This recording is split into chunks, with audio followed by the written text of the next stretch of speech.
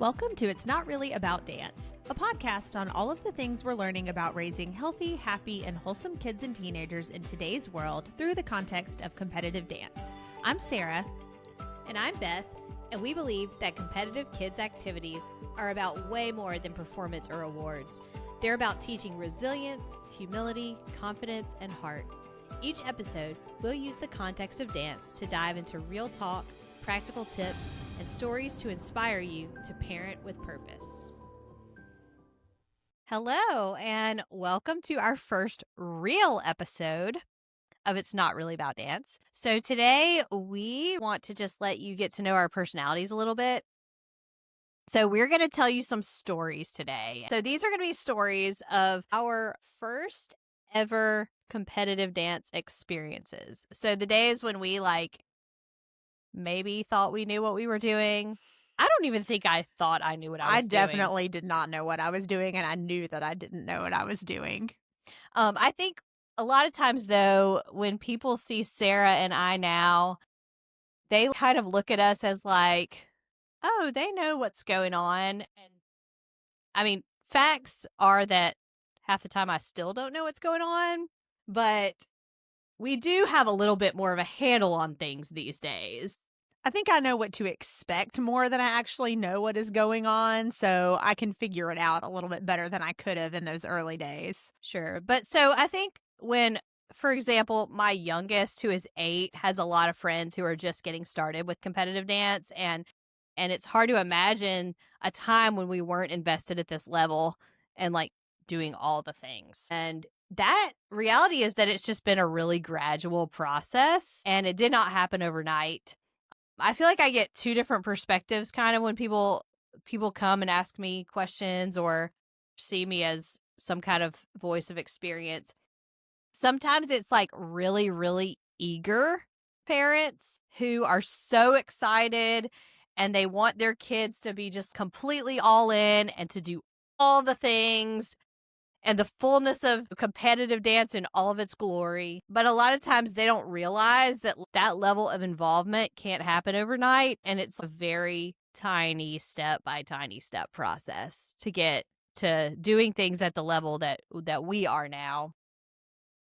And then the other side is I get people who think because I work in ministry that I can help them understand the things that they're afraid of. There's a fear of this is going to take over our life. We're going to lose our soul. My child's morals are going to be thrown out the window or some version of that they've seen dance on TV and they think they know what this world is and they're really afraid to get into it. Or maybe even just they see how much time we spend at the studio and they're thinking, I'm going to lose all of my family time if we do that.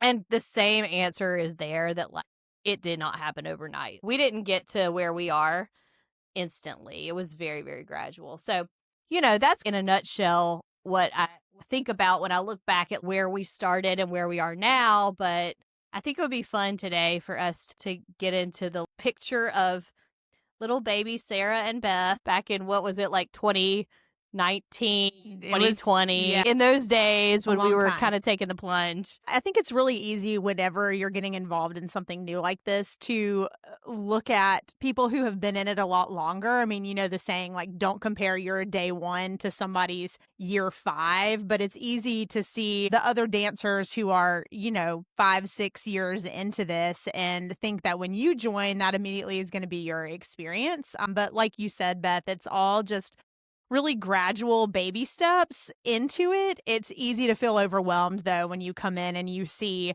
these dancers who are in, 10 routines or something crazy. And that is typically not how anybody starts out. But yes, we were completely clueless when we first started all those years ago, and we really have had to learn a lot in order to survive in this context at just a base level. I mean, a lot of it is you kind of fending for yourself to a degree. I know that I definitely leaned on other moms who were more experienced in asking for help with things, but a large part of it was just trial and error and figuring out what worked for us and for my dancers and my family versus what other people were doing, and even the things that I didn't know that I needed to be prepared for. So, this episode is going to be more dance specific than some of our other episodes might be. But maybe if you are listening and you are new to this competitive dance world, you can learn from our mistakes, or you can really relate to this feeling of not knowing what you don't know. Or if you have kids that are involved in other competitive activities and you found us and you're here for the parenting tips and the insight, but you're like, what in the world is this competitive dance thing? Maybe this can give you a little bit of a glimpse into what our world is like, and maybe kind of shed some of the stereotypes that you see on TV of like the typical dance team or dance drama that I don't feel like is really a clear shot of what any of this is like. No, So, definitely not.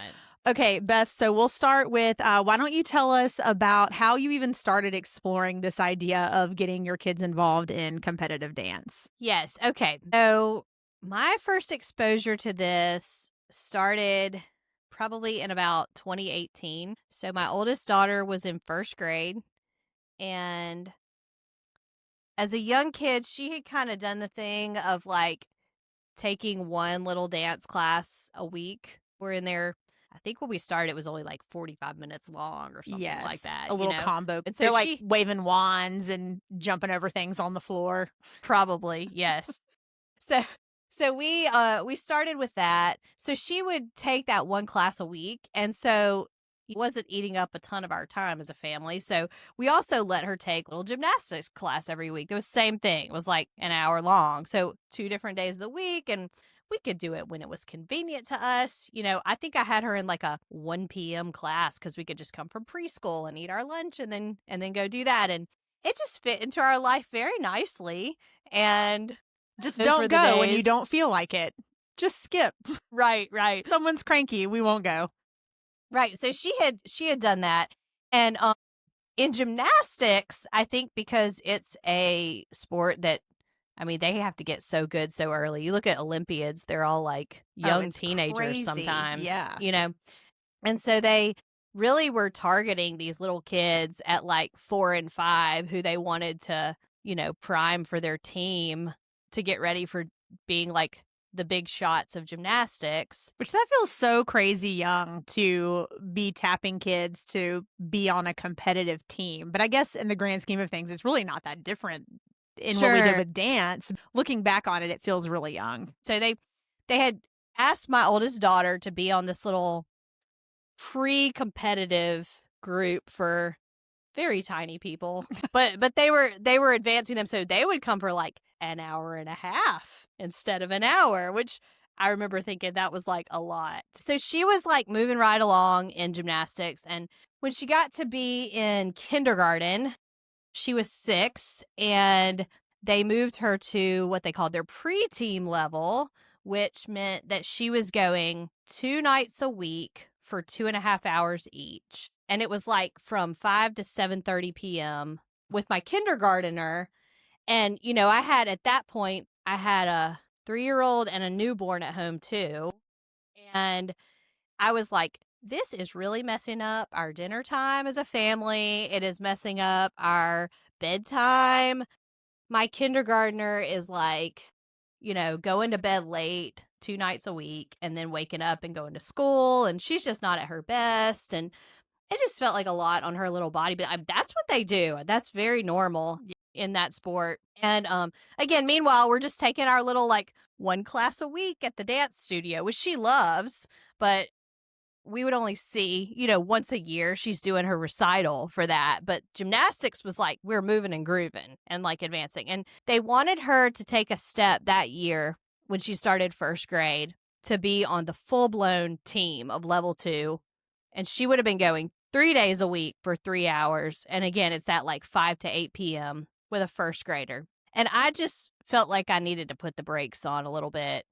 And, you know, I'm having this deep conversation with my 6-year-old about like, is this what you really want? And like, I don't know how many of you listening have been around 6-year-olds, but they're not real focused or really understand a whole lot of the ramifications of all that. She was a mature little 6-year-old, and she's always been a really driven type of kid, but it was just one of those things where I was like, we got to make a call. You know, are we like going deep into this? And you wouldn't be able to also do dance. That was one of the big things. It was like, if you make this shift, you cannot continue to do dance. And that's hard for a 6-year-old to have to pick, to focus so intensely on one activity. Right. They don't necessarily really understand what that looks like in their life. I know.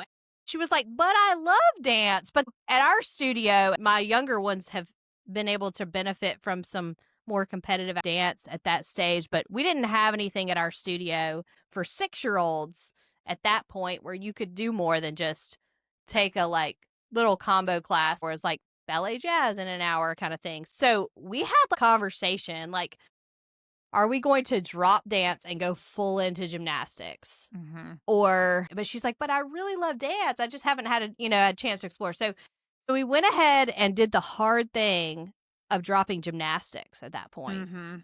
And fortunately, she was moving to a different stage. I know every studio is set up differently. And as we go, I'm sure more of this will unfold. But our studio had, at that point, because it's evolved through the years, but at that point, we had like a level that went up through age 6. And then there was kind of a transitional level. Yeah. That was like it was not the little bitties division, but it wasn't the upper division. It was kind of an in-between level that was for 7-ish to 9-year-olds. Yeah, early elementary school, I would say. And you usually only spend a year or two in it, but it was more recreational to not be a serious. So anyway, so she was in first grade and was 6 and was able to go ahead and start in that transitional level, which meant she could choose different styles of dance to take for a single hour. So we went ahead and took a ballet class, a jazz class, and a lyrical class.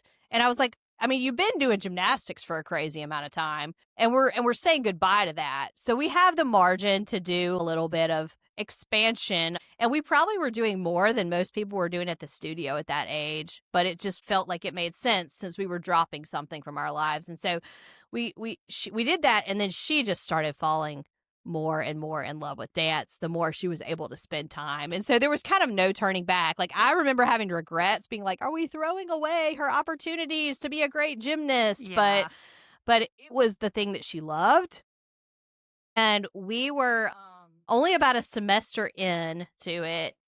And I still remember I was sitting in my office at work, and it was like the week of Nutcracker, and I got a call from the studio, and it was one of their teachers who introduced herself to me, and I didn't even recognize the name. I didn't know who it was. And they said that they wanted to move my dancer up to the upper division in January, right after Christmas. And I was like, okay, like, what age is this for? And they were like 8 to 10. And I said, well, she's 6. I think I said it like really sassy on the phone. Like, do you know that she's 6? you people are crazy. I think because I was still coming off of like a previous year of them like expediting the process of her going deep into gymnastics. And I was hesitant for us to be like sucked into something like that again too fast and too soon. But I ended up finding out that there were a couple other kids in her grade at school that were in that group, and so I felt a little bit better about it. So we went ahead and took the step and moved her, kind of reluctantly into that upper division as a first grader, which was pretty young. When we did, she ended up buddying up with a little friend of hers, and this little friend had an older sister that was like 4 years older than her who was on the competition team. And so that friend was just pumping my dancer up like crazy and telling her that she needed to try out for competition team with her the next year. It's always the friends that pull Right, in. right. And so I was just kind of like halfway brushing it off or whatever. And then my dancer was like, my teacher says that we can come and like see a competition and see what it's like.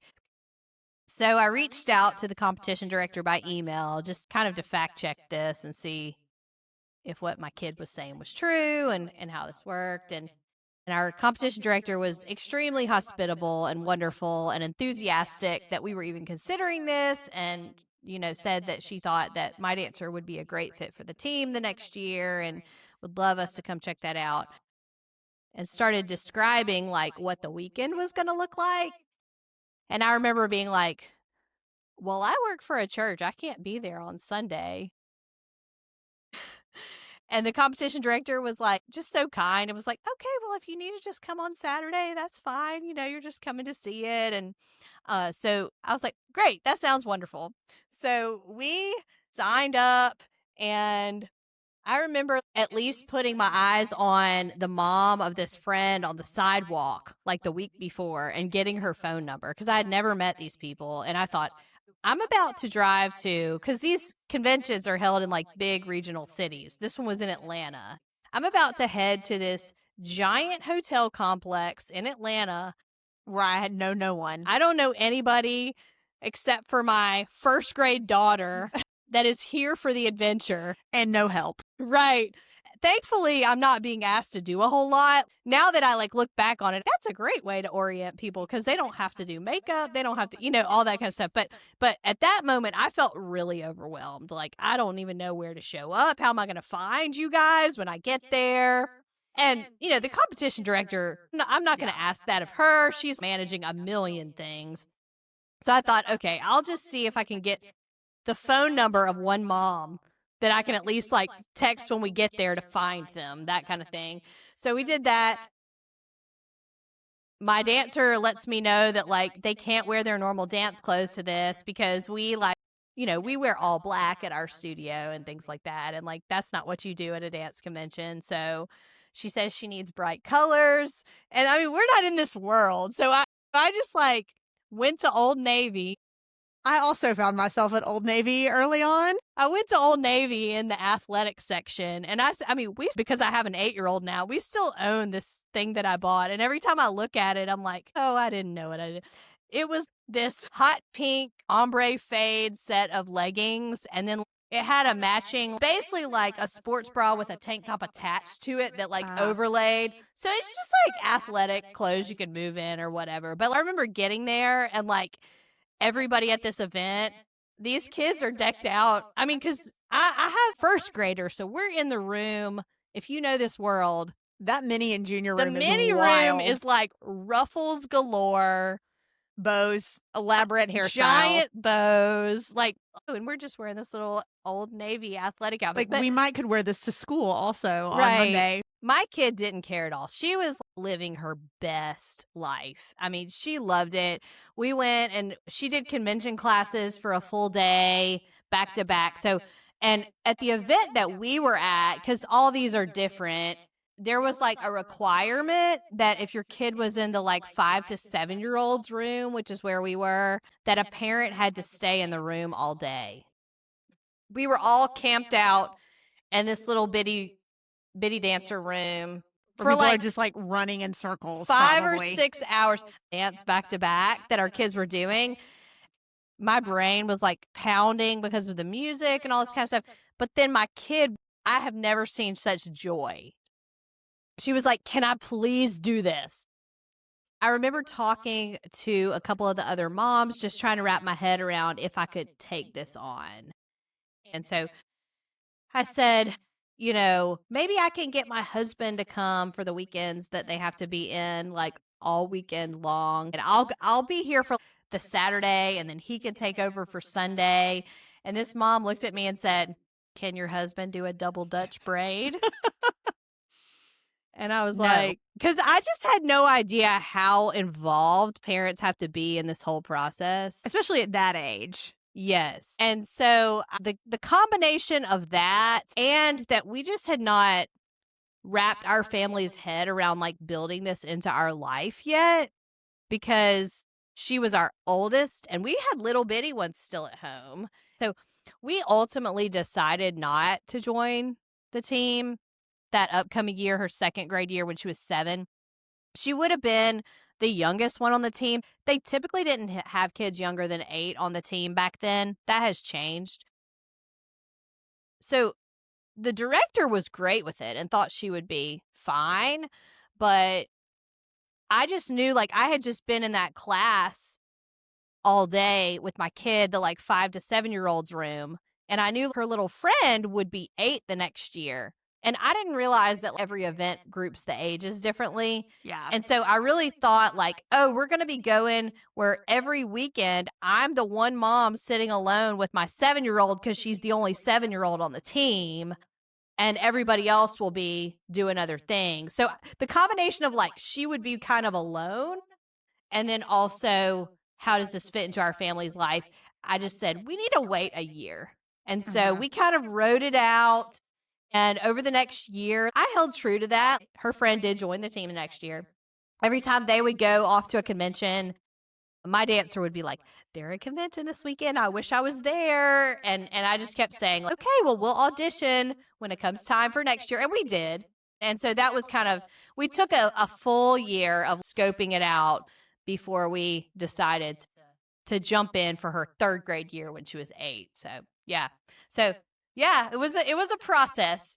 But you tell us now, Sarah, what was it like for you as you just like explored the idea of joining this? Well, I sort of had the benefit of piggybacking off of you, and you being a little bit ahead of me in this. Well, our daughters are friends, all 5 of them together complete. But my daughter was in 2nd grade at the time, and this was the year that you guys had started the competition team. At this point, both of my girls were dancing and enjoyed it, but my oldest daughter, it was a more gradual and slow build with her love for dance. I mean, she always liked it, and it was never a fight to get her to go to any of the classes, but she didn't really accelerate through as quickly. So when she was 8 and in 2nd grade, she was kind of in that transitional class that you were talking about earlier, which was like a little bit more than them doing, the combo ballet and jazz or whatever for an hour. I mean, she was doing ballet for a 2-hour class in that transitional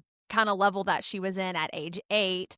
And admittedly, she did not love it. I mean, it was a really structured class. I mean, she did kind of go from running around and waving a wand and jumping over stuffed snakes on the floor to being corrected and being told like when her turnout didn't look great or when she wasn't pointing her toes. And so she liked going and being with friends in the class, but she was the oldest or one of the oldest ones in that group. So she was in 2nd grade. And then there were also like some kindergartners who were a little bit more Well, because advanced my middle was in was class with in her. that class. And they're 2 years apart. And so she didn't really love that particular year of ballet, but that's all she was taking. She was only taking that ballet class at the time because kind of same as you, we went from just doing like a little 1 hour whatever class a week to doing this what felt intense to me 2-hour ballet class for an 8-year-old that she wasn't really loving completely. So, you had kind of talked about what a great experience being on the competition team had been like, and your oldest daughter is friends with my oldest daughter and was telling her how much fun she was having and how great it was. And so when my daughter came to me and was like, I think I maybe want to do competition team, I was like, what are you talking about? Like, you don't really even want to go to dance a lot of the weeks. Like, we had even dabbled in some other things at that time. Like, she decided she wanted to try baton and, she was taking baton somewhere. And so when she came to me with this, I kind of dismissed it. And I was like, no, we're not taking some other crazy thing on when you don't even really seem to like dance all that much at this point. But she kinda dropped it for a little bit, but was still steady about it because I think your daughter was talking to her about it throughout this whole season, and, early on in 2020, and I'm sure you guys can see where this is going, but early on in 2020, you invited us to tag along to a competition, so it wasn't a convention weekend, it wasn't where she could, like, jump in on any of the classes like your daughter did, but we just sort of came with you guys and we stayed in the hotel with you and got to go and watch our studio perform all these routines because I really had no idea what even competitive dance looked like or was. I just knew that everybody had like you traveled on the weekend and they learned these extra routines and there were some extra rehearsals and stuff, but I just didn't really know what it meant to be on the competition team. And so we tagged along with you guys. And I think my daughter was just most excited about like getting to go out of town and stay in a hotel with her friends. Like that was, Well, and that one was we have never done another it one was like this. It was weird. like at a school, And which I we didn't, don't normally do. and I didn't know it was weird because I had no point of reference for this. Now looking back on it, I'm like, that was a really weird competition. Yeah. So, I mean, in retrospect, maybe that wasn't the greatest like starting point for her because there really wasn't anything for her to do other than just sit and watch dances all day, which is, interesting for a little while for an 8-year-old when it was like her friends or people she knew on stage, but not necessarily for that to be the whole day and her whole experience. And since it was at a school, I didn't feel like we needed to be back in the dressing room with everyone. Like we just kind of lingered in the little lobby area, I guess. They had like a performing arts center where the competition was taking place. So we just kind of lingered in the lobby area. I think she had her iPad with her to play with some at those downtimes, like when you guys were backstage and you were getting your oldest daughter ready to perform and things like that. But so I fully expected to come out of that weekend with my daughter being like, that was kind of boring. I don't really want to do this. But to back up a little bit, I think the first night we were there, it was like a Friday night, they had an improv competition, which again, all of this is completely foreign to me. So if you don't know, improv is where they get out on stage one at a time and they don't know what music is going to play for them. They can like declare whatever dance style they want to do, if it's, lyrical or jazz or hip hop or whatever, but they don't know what song is going to play. And so they get out on stage completely by themselves and they just have to dance. They just make it up while the song plays and then they're scored on it. And I remember seeing these kids get out there and I was like, what is wrong with these people? Why on earth would you send your tiny child out on stage by themselves to dance like this? I mean, I was like, never. I was borderline horrified. I was like, what is this? These people are crazy, 1,000% crazy. I was like, we are not doing this. I was fully prepared to like talk her out of it. I was like, I'm not putting her on stage to do this. We're not doing this. But then the next day, when we were watching our studio's routines, I was so impressed by like the poise and the teamwork and the grace and the confidence that I could tell just radiating out of these kids who were young. I mean, your daughter was what, like 9 at the time? I just couldn't believe how impressive that was. And so in seeing that, I was like, oh, I think this is a thing that I want my daughter to be a part of. Like I could just tell there was so much they were getting out of it. So on the way home, I just had kind of asked her like, okay, what did you think? I was really trying not to feed her my opinion on anything. And like she was just steady with like, nope, it looks fun. I want to do it. And so I'd kind of decided in that moment that I wasn't really going to bring it up again to her. I mean, we had some time before we had to like declare if we wanted to audition for the next season or not. So I decided that I wasn't going to bring it up. I wasn't going to ask her about it. But if she brought it up to me, then I would know that she was serious about it and it was on her mind. Like I didn't want it to be something that we were taking this big step into if she was just going to be really lukewarm about it. But she did. She would ask me occasionally, "Hey, mommy, did you sign me up for a competition team yet? Have you signed me up to try out yet?" And so I finally did. I filled out the little form. But before I did that, because I did not know the competition director, like just because of the classes my daughter had been in with her just being in that ballet class, like she had not really taken many other styles of dance. And I didn't really know any of the teachers. Like we were just not as connected or plugged in to people from the studio at that point. So I did reach out to the competition director and just told her that we were interested in joining, and she was so kind and offered to meet with me beforehand to answer any of my questions, which I really appreciated the in-person invite. So I did meet with her, and I remember her asking me like, "Well, do you have any concerns about this?" And I said, "Yeah, my biggest concern is that my kid is going to be so far behind because she was pretty young. She has a spring birthday, so she was landing on the younger end of people who were on the team at the time who were, in the same grade as her." And I said, I'm just afraid that she's going to be completely overwhelmed and she's not going to be able to keep up. And the director was so reassuring, just that I remember she told me that she doesn't let anyone get behind. And I felt so reassured in that moment of like, okay, I have someone else who is in this who is going to look out for my kid. And I'm like, that's the true experience that we had, too. yes. That's amazing. Absolutely. And so I felt so reassured in that moment on this thing that I was a little bit hesitant about. So I went ahead and signed her up. But then, as I said, this was early 2020. So COVID hit. And I feel like our first whole year on the competition team was just not normal. So not only did I not really know what to expect, it wasn't a typical experience. So they had like virtual tryouts that year, and we had to learn 2 routines. I think it was like a jazz and a contemporary or something. And they sent a video, and the kids had to learn the choreography, and we had to film it and submit it. And so a large part of our COVID lockdown was me attempting to help my 8-year-old learn choreography in our kitchen. And I had another moment You're of like, put your leg like this. yeah, No, do I was this. like, I was like, why are we doing this? I don't have anywhere to go or anything to do, but this is not what I want to be doing with my time. So we somehow pulled it off, and luckily our team is very great about just knowing the dancers and placing them where they think they're going to be most successful. So I knew at that point, like, it wasn't like she was going to get cut or we were going to have to navigate anything like that. But we managed to get the videos together. But our first, like, at a competition where she participated within anything was that fall. They had an optional convention weekend. It was like a 1-day convention, again, in a bigger city. We had to drive I forgot about that. we had to drive like 2 hours to this. It was completely optional. So I don't even think very many people did it, but it was when things were first starting to open back up to in-person events, and I think everyone was just really eager to be around other people again. And so because of her age and how her age landed for how they grouped the convention, she was the only one from our studio in her class based on when their birthdays were. They all had fall birthdays. And so she was by herself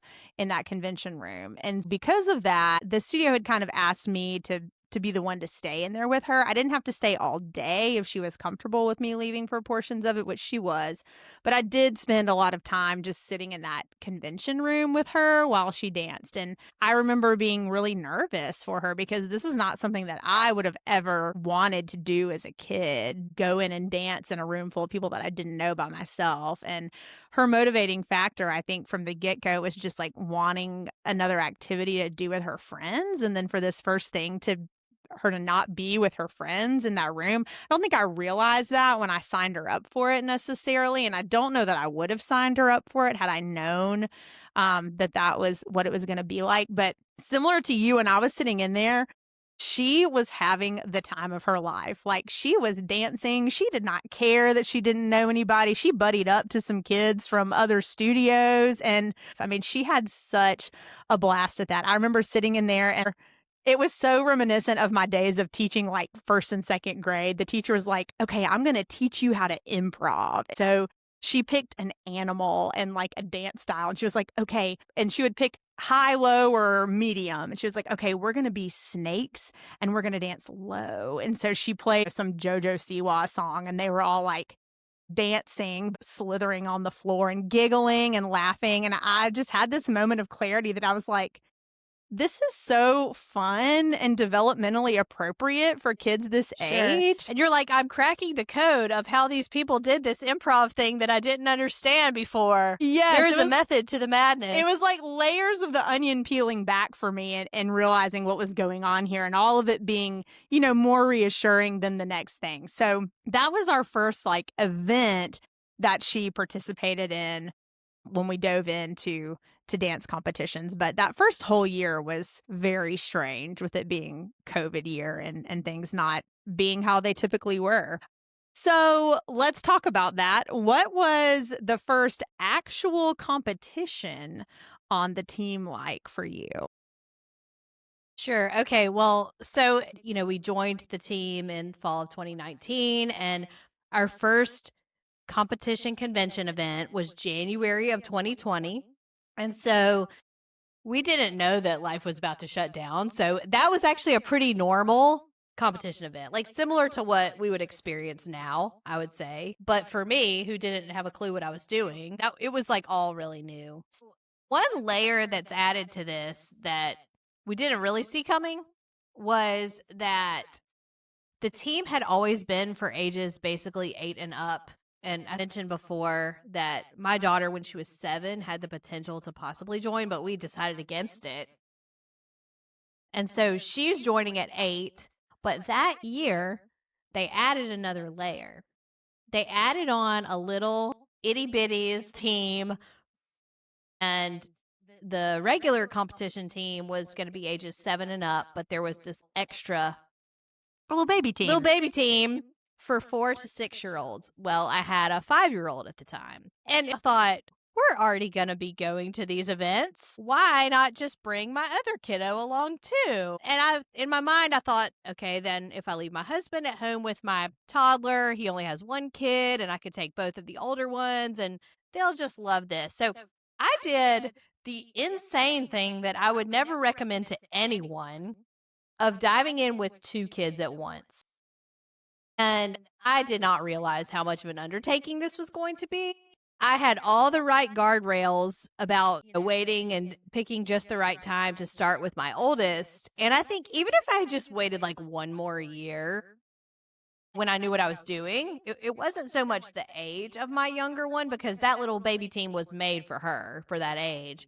But the fact that I was taking on all the parenting things for both of them at the same time was huge. So our first event, we're doing this convention weekend, and so I have my oldest, and I'm getting emails about doing contour and false eyelashes, and I'm like, what even is contour? Everyone's dream on their 9-year-old. Right. Well, I don't do that on myself. Side note, I have improved my own makeup regimen ever since my kid joined competition team, because I didn't even know about some of these things. But yeah, anyway, so we're like doing all those layers of like getting my oldest ready to be a competitive dancer. And at the first event, the itty bitty baby team, that's what I'm going to call it. I like it. They were able to come and just take convention classes. And I thought, I've done that before. I took my oldest to that. I got this. And the event we were going to, the way the age range worked, it was like 5 to 8-year-olds in one room. So I was like, okay, cool. My 2 kids are even in the same room. Their lunch breaks align, like all that kind of stuff. It felt like a great move. And so, we're doing this. And 2 things that I remember most from this weekend. One of them is that I was not prepared to feed my children. The things we overlook when our brains are full. Yes. And the other was that my middle daughter at 5 did not have the endurance for the schedule that we were doing. So the first one, we're staying at this large hotel complex, and we're in the middle of a big city. And I just didn't really realize, because I had just visited one for a single day, I didn't realize how much you get sucked into the event, and it is so hard to leave. Like, Yes. You can look at the schedule and think like, yeah, like, so convention classes end at 2, and competition, her call time isn't until 5:02. And like, nobody tells you that, like, yes, but there's going to be 4 other routines from our studio that they're going to want to go cheer for. And like, how are you going to work all that? And you got to get them ready before they're like, you got to do their hair and makeup and everything. And they're exhausted and just crashed on the bed. And you're like, we got to go get food. Like, it's just, you need a degree in logistics to make these weekends work. Well. Yes. And I also, just not having been at this location before, I think I had in my mind, like, there's like a subway right down from there. You can just run over and grab something real fast. And I've learned so many of these big city central areas, all the sandwich shops are closed on the weekends. Yes. Because they market to like business people. Right, people that are like there working during the week, but they don't have enough people going into Subway on the weekend, so they don't bother opening. So it was just very chaotic, and I had made a friend. We were new to all this, and we're meeting people and getting to know them through this, but we're not like close friends with anybody yet. And I met a friend, like we got there on the Friday night, and we went out to like a Mexican restaurant with another family. I didn't even know them, but My daughter knew their younger dancer was the same age as her, and went and ate. And I found out they were staying at the concierge level. And so the next day, when I was like completely failing as a parent because we we just had no solid meals for our children. Like they had a lunch break, but it's tricky because like they have their lunch breaks for these at like 11 a.m. And so Stuff doesn't open. right, a lot of places are not open. Like you have to have stuff in To think advance. ahead. Or Yeah. you have to like really strategize to go to a place. Like even like 2 weeks ago when we were in an event, I went to the Publix deli because I knew they would be open because I needed to like get something the day of. But you usually can't if they have an 11 a.m. lunch. Like it doesn't work. Especially on a Sunday. You have to like bring it to them and you have to have it all in advance and be back before they have their breaks. So they had some kind of little like snack bar set up, but only for like 3 hours. It was like throw a hot dog and some chips at up. Certain performance times, sometimes you can get that, but it's just junk, you know? And they're dancing all day. Starving. They need something good and substantial. The next morning, the Sundays are the worst. They're the worst. It's so hard to find food. You really need to plan in advance. And you're trying to check out of your room at the time. And you don't have a place to go once you're checked out of your Right, room. you're You just like are homeless. schlepping all your stuff around. Yes. So Dragging your rolling suitcase into whatever restaurant is. I know. Like I had my friend who was staying concierge like, smuggling bacon in a napkin down to me because I was like, I need to give my kids some protein. Like we have nothing left. I mean, we had Can drained you pull that purse bacon out for me, please? the Cheez-Its were gone at this point, and we had eaten a lot of them. Just making them mad at this point. Right. It was just rough. So I learned after that we must plan food in advance. Well, I think I swung hard the other way because you had told me this horror story. And so I came overly prepared. We had stopped at like Trader Joe's because we like that store a lot and we don't have one where When we the live. event when you visited with us? No, the one we went to, that one-day competition, or like the when you one-day guys convention. were starting on the team. Yes, when we went to that one-day convention, we had stopped, my daughter and I stopped at Trader Joe's on the way in, and I mean, this was they were there for like 4 hours. This was not a full weekend thing. I could have fed every kid in that room multiple snacks. I mean, I think I spent a week's worth of grocery money budget on that one day. I even bought one of those like Trader Joe's branded cooler bags and was like filling it up with yogurt and everything I could possibly think of. So I overpacked and ended up wasting a lot of it because it like needed to be refrigerated and my cooler bag was only good for so long and it was too much. It was way too much. Well, I did that event that we went. Our second event our year was when we went to the school, the one that like so we came with so you. obviously jumping ahead, moral of the story is I'm describing things that were chaotic my first event, but obviously we had a good time if we invited you guys to come to the next event. Or maybe you were just like, come on, whatever, this is what it's like. Dive into the crazy with me. That's what that was. Yes. So when we went to that school, I packed this like rolling cooler bag, like you said, with like everything that Publix sells in their deli section. And I remember just being like, this was unnecessary because every event is so different. Yeah. And like, that's really the thing to learn about this is like, you can't go into a dance convention like you go to any other place that you're going to stay for a weekend where you're like, there will be plenty of options around because that may not be true. You kind of just have to prepare in advance. But sometimes you prepare and then you bring a bunch home because you just, like you said, you didn't need it. You didn't need all of it. Mhm. Yeah, for sure. And then the other thing was just that my 5-year-old was not able to handle the schedule that we were doing. She was just really overstimulated. And some of it is her personality. My first is very driven and like, I will crush all the goals and I will conquer all the things. And my second born is just a much more free spirited. Like, I kind of want to be her when I grow up. She's just loves life and is very go with the flow. She knows what she likes and what she doesn't like. Yes, but just like the pressure that, no, we got to keep going and we got to do the things because everybody says this is where we have to be and what we have to do. That just doesn't really match her as naturally. She's in 6th grade now and she's fine. But at 5 in kindergarten, it was a different story. And so we put her in this room with kids up to 8 years old. And well, and honestly, my oldest daughter was 9. She has one of those birthdays where, like, the way dance counts ages is January 1st. And my oldest has a January birthday. So she always is older than what everybody says she is. Like this year, they claim she's 14, but she'll be 15 for the entire competition season. But they call her a 14-year-old because on January 1st, she'll be 14. Yeah, so like my 9-year-old was in the same room as my 5-year-old for that event.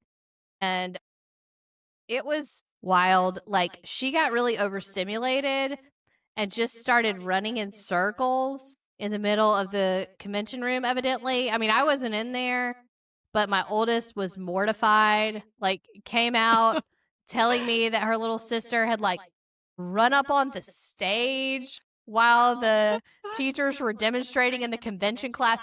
Anybody who's listening to this who's ever been to a dance convention is completely cringing at this point because you do not do this.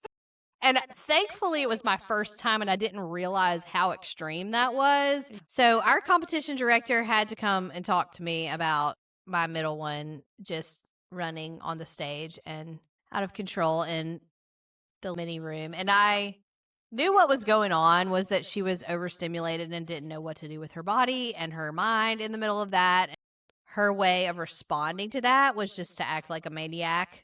But we were just like, maybe this was a little bit much for her. And even just watching all of the routines competing, because those can be like long days. And her sister was competing in multiple dances. We couldn't just go take a nap in the hotel room. Like, and I didn't have my husband with me that weekend, so she had to stay with me. It was a lot of long hours on an iPad and with coloring books and that whole deal. And there was a small little team on that itty bitty team. And it had been an optional event for them to come take the convention classes because they weren't competing that weekend. They have a much more modified schedule for that age group.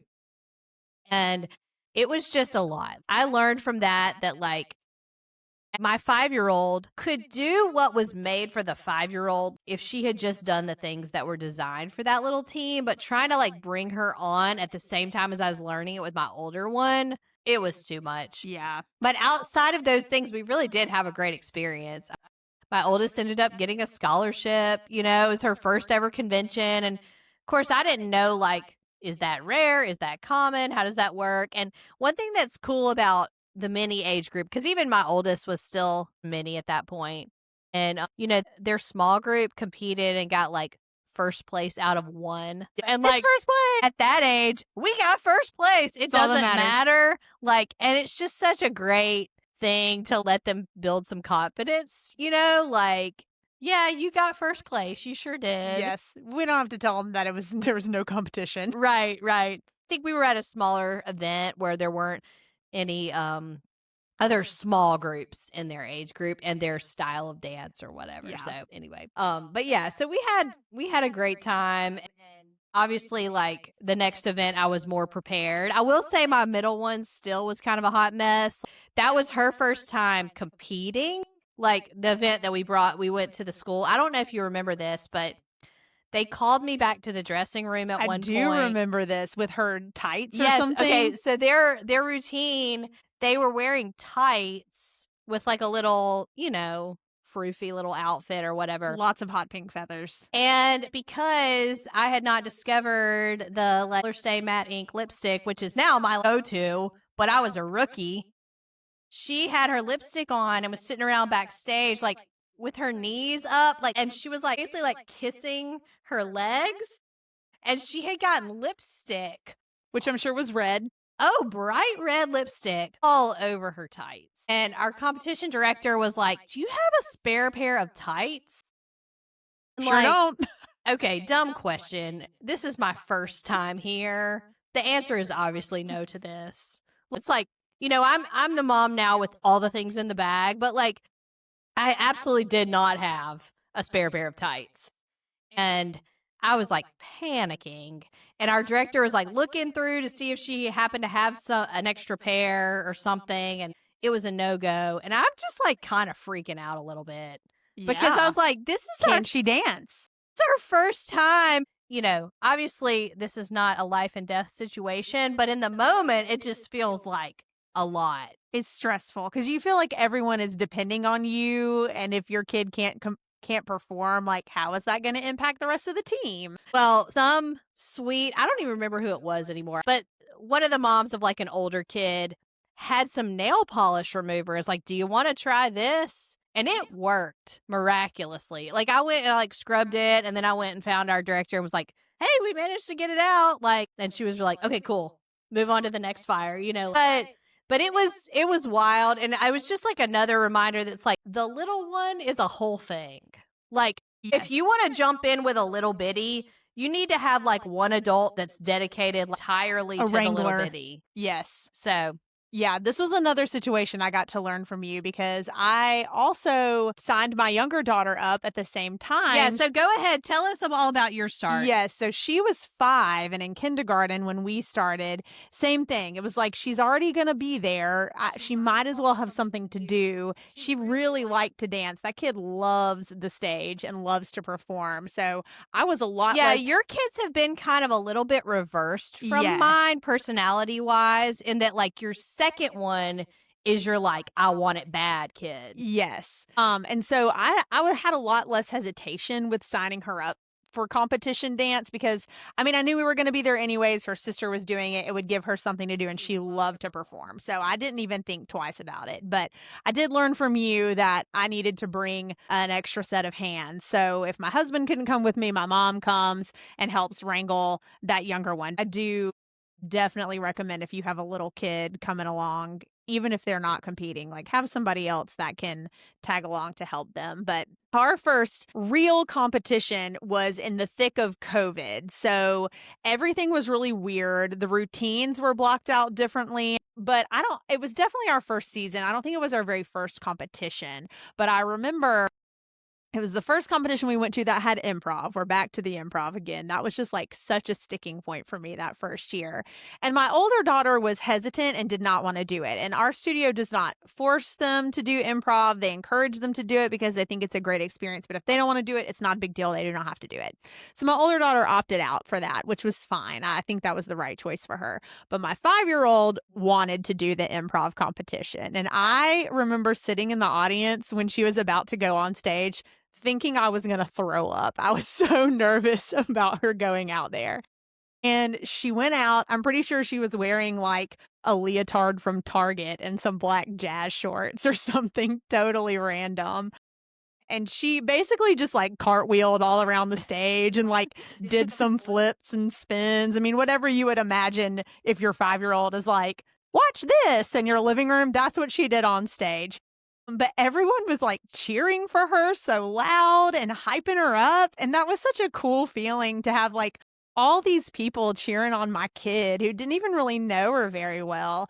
But she went back to school that Monday and told her kindergarten teacher that she'd had a solo at her dance competition. So she was like fully a legend in her own mind on that. She did not win anything or get recognized in any way, but she did not care. Like just the experience of getting up there and doing that was all that she cared about and wanted to do. And she still really enjoys doing the improv stuff. My older daughter does it now too, really consistently, but the younger one from the get-go, that was like the biggest moment that stuck out to me from that first year of competition. But our weirdest things were, I mean, they had to wear masks even when they performed, and they were like these bizarre, these like plastic clear things. Yeah. So like you could still see their face, but you could also see like the condensation from their hot breath gathering on these clear masks. And I remember when our studio like sent out an email that this is what they were going to wear. They were like, you're not even going to be able to, you won't be able to tell from the stage. And like, you definitely could tell. But now it's comical to go back and look at those routines and those pictures of them with those clear masks on. I mean, we were all just so glad to get to be able to do anything or even participate. after being stuck at home for so long that it didn't matter. But I do just look back on that first year as being really sweet time together. I mean, I was overwhelmed, but I don't remember those overwhelmed moments as much as I remember the moments of just like being really proud of them and seeing them be really proud of themselves for what they were able to do. My oldest daughter, they were both only in one routine that first year. And so my oldest daughter was just in like a contemporary large group and she was like stuck way in the back because that's, what happens sometimes at the beginning. And she was fine with it. She did not care. I mean, she came out of that competition. I mean, I think they got like a choreography award or something. And she was so proud of that, of just being part of a team and knowing that she worked for that and they did that together was just huge for that little third grade self of hers and building that confidence, knowing that she can do something. And so just seeing that build in her at such an early age, like let me know what value this had in her life and why it was worth all the like crazy mornings of getting up early. I think that first year there was like a horrible thunderstorm that came through the night before, and where the event was, there was not a hotel attached to the theater that the competition was taking place at. Like we had to drive a few blocks away. I And remember this, carrying costumes through the rain. it was pouring down rain and there wasn't like a parking deck. It was just like street parking. You just had to find a spot to park on the side of the road. And like we'd had everybody's hair and makeup done. I mean, they had eyelashes glued on and it was absolutely downpouring and trying to figure out how to get them into this theater to be ready for their call time in the middle of a thunderstorm. Like it was crazy. I know in our hotel room the fire alarm kept going off but they were like, you don't have to evacuate. It was like just on our floor. We got like no sleep. It was wild. So, Beth, what advice would you give someone who might be exploring the idea of jumping into competitive dance or even some other competitive kids activity? I'd say, and I kind of mentioned this before, I would not have started with 2 kids at once. I think it's been great for all of my kids in their own ways, but if I had a chance to backtrack, I would probably have just opted out of the optional events. We have lots of optional events, and then we have certain ones that's like everybody's doing if they're on the team. And I would just be a little bit choosier, I think, about those with my second one in particular, so that it kind of mirrored the pause that we had with my oldest and easing her slowly into the process. Now, I will say some of this is personality because we haven't talked much about my third child, but she grabs life by the horns. And she started this when she was not even 5 and has like taken everything on full force. So much has to do with the personality. I think for me, managing starting it with 2 kids at one time was more than my mental capacity was ready for. And so I think to do those one at a time would have made a lot more sense and just let me like learn that as I went. But yeah, and just kind of another thing I would say is give yourself a lot of grace and like come with a spirit of adventure. Like don't come thinking you have to know everything. Nobody expects you to know everything. And there are not enough words to prepare you for like all the different tiny nuances of taking on this world. You have to think about it like you're just like stepping into an entirely different culture and just expect to be surprised. And if you come in expecting to be surprised, then you can handle surprises a lot better. So preparing for things that you know how to prepare for, but just having like ability to pivot is really important in this type of context. And you just won't be as frustrated that way. It can bring a lot of joy. And I'm like eternally grateful for this experience that I have with my kids, but I've got to hold it for what it is and not lift it up to a point. I'd say like one of the biggest things is understanding that every little event's outcome is going to be different and is affected by so many factors. Like everything from the awards your kids get, how they feel like they perform at a convention weekend, what their social interactions are with their friends that weekend, and even just how it goes logistically because of the location where it's at or whatever. If we go saying we're ready to learn from what we experience, instead of saying like we need this to be the outcome of this experience. It's In just order for it to be good. it's just gonna be better for Yeah. everyone if we go in knowing that like we have open hands for like what's gonna happen. Yeah. Yeah, how about you? I think the biggest thing that I would say to someone who's about to dive into any competitive activity would be that you don't have to do exactly what everyone else is doing or the way that they are doing it. Really pause and think about, if your family becomes involved in this, to what degree do you need to participate that it still works for your family? I mean, there are going to be people who do absolutely everything. I mean, in the world of dance, it's like they are buying the really expensive convention outfits and getting a new one for every single event, or buying all the merch that is there at the event. You can have a great experience and not do all of those things. So not feeling the pressure to do what you see other people around you doing, and knowing what's right for your family and for your kids, and being willing to step in and lead your family in a different direction if that is not what's working. I mean, I know my younger daughter especially, like, she is truly an introvert, as extroverted as she acts and as big of a personality as she has, but she will hit a wall at some point in the day where she just shuts down.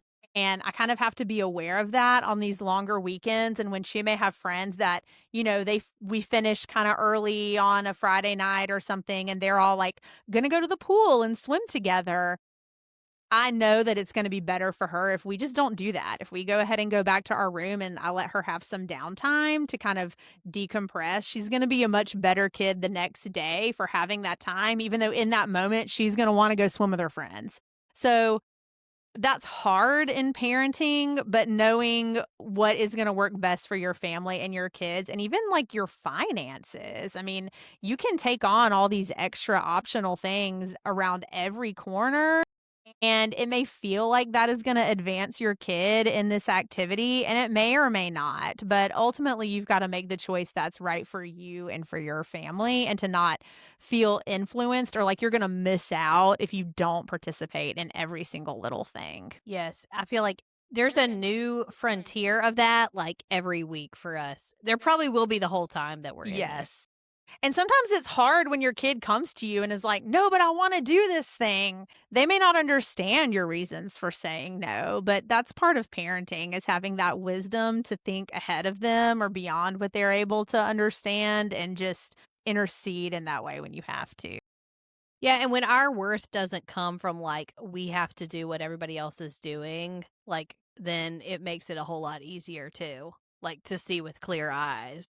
Yes. I mean, and I think that's something I feel like I'm navigating more with my teenager now, is that dance is not her identity. That does not make her who she is, even though it's so easy to fall into that, because, like, when you meet people, a lot of times they first kids at least, they ask like, "Oh, do you play any sports? What activities do you do?" And so it's easy for them to feel like what they do is who they are. And the more they learn that that is not the case, the easier it is for them to not feel that FOMO when they're not doing something that their friends might be doing. Yeah, so as we wrap up this episode, we're going to ask our question that we're going to sign off with each time. And this is, since we call this It's Not Really About Dance, what is it about for you right now in this moment, Sarah? Like, what's going on that's kind of got your attention and your heart? I think for right now, for me, it is all about Christmas. Which, when we're recording this, it is October, which is not really the Christmas season. I also, in addition to teaching, plan vacations for people. I'm a travel planner, and I have a lot of clients who are traveling at Christmas coming up. So I'm like booking people's dining reservations and thinking about holiday activities. And it really has me wanting to put my Christmas tree up before Halloween has even happened. I'm resisting the urge. My husband really likes Christmas, but I don't know that he would be on board if I went home this afternoon and pulled the Christmas tree out of the garage amidst the pumpkins and things that are around. But I love Christmas, and it's just like such a fun time of year that it's been on my brain, and I'm really ready for it. I'm ready for all of the decorations and the lights and things. I love the idea of trick-or-treaters coming to your house and like there being Christmas lights everywhere. I can give out candy canes instead of Right. Halloween candy. Yes. Dress as the Grinch, maybe. Yes, love it.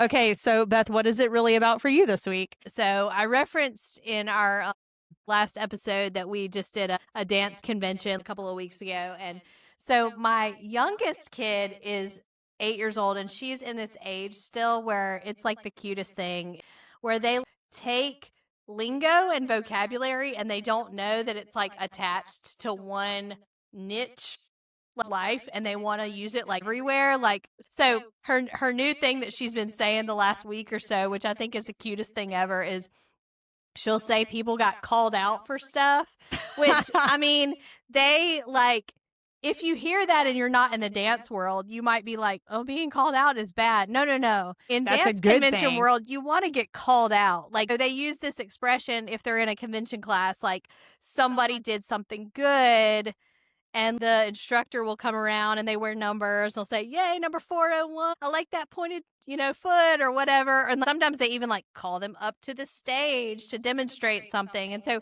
she just came out of being in a dance convention a couple weeks ago, and they were all celebrating, which of their friends got called out. So now, like, literally every day when I pick her up from the dance studio, she wants to tell me who got called out in class and what they did great.